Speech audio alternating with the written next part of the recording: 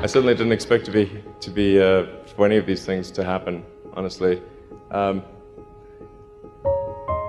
Yeah. I just I knew I wanted to be involved in technology, and in fact, the only reason I started a company back in '95, an internet company, was because I couldn't get it. There were only a few internet companies, and I couldn't get a job at any of them. So I tried to get a job at Netscape, and sent my resume in and tried hanging out in the lobby, but I was too shy to talk to anyone. And then I was like, okay, well, I guess I'll have to start a company because I can't get a job anywhere. My advice, if somebody wants to start a company, is they should bear in mind that the most likely outcome is that it's not going to work. And they should reconcile themselves to that strong possibility. And they should only do it if they feel that they are really compelled to do it. The way starting a company works is like, usually in the very beginning it's kind of fun, and then it's really hellish for a number of years. You talked about chewing glass. Yeah, there's a friend of mine who's a successful entrepreneur, and started actually his career around the same time as I did, and he has a good phrase. His name's Bill Lee.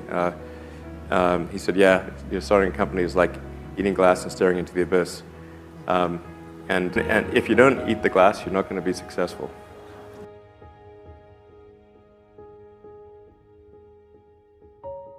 People do not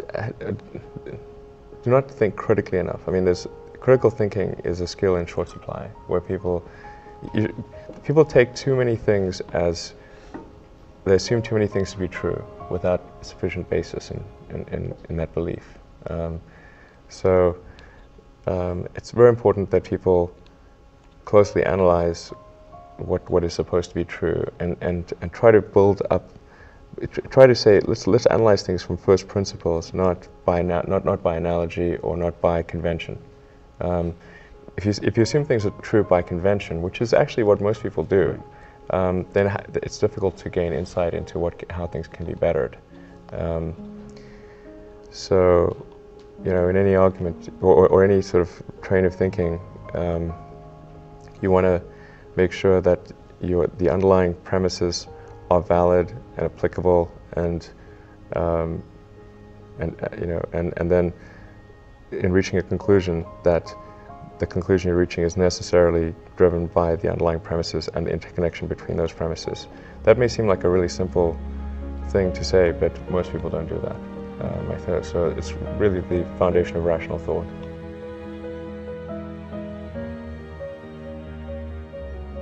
If somebody is doing something that is useful to the rest of society, I think that's a good thing. Like, it doesn't have to change the world. Like,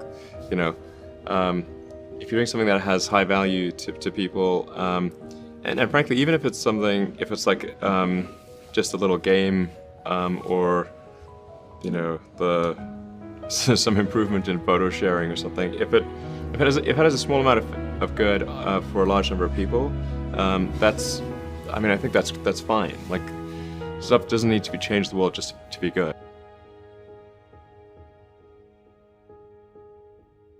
People tend to overweight risk on a personal level. It's one thing if you've got, a mortgage to pay and kids to support, and that if you were to deviate from your job, how are you going to feed your family and pay the rent? And okay, that's understandable. But let's say you're young and you're just coming out of college or coming out of high school or whatever. What do you risk? You're not going to starve. I mean, right. It's really certainly not in any kind of modern economy. It's so easy to earn enough money just to live somewhere and eat food. You could,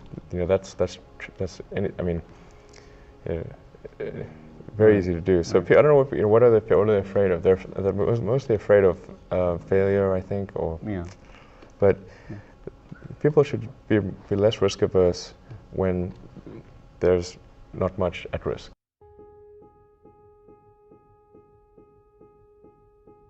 You've got to make sure that whatever you're doing is a great product or service. It has to be really great. And I go back to what I was saying earlier, where if you're a new company, I mean, unless it's like some new industry or new market that, if it's an untapped market, then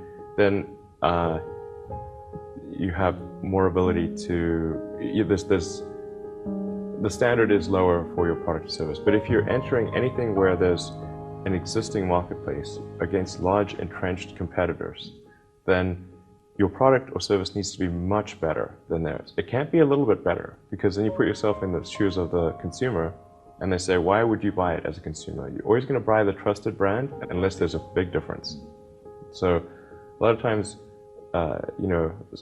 entrepreneur will come up with something which is only slightly better. And it can't just be slightly better. It's got to be a lot better.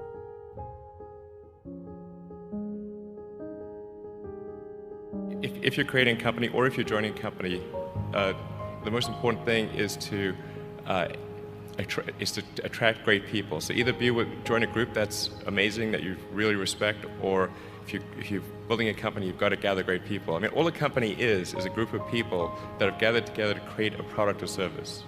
And so depending upon how talented and hardworking that group is, and the degree to which they are focused cohesively in a good direction, that will determine the success of the company. So do everything you can to gather great people if you're creating a company.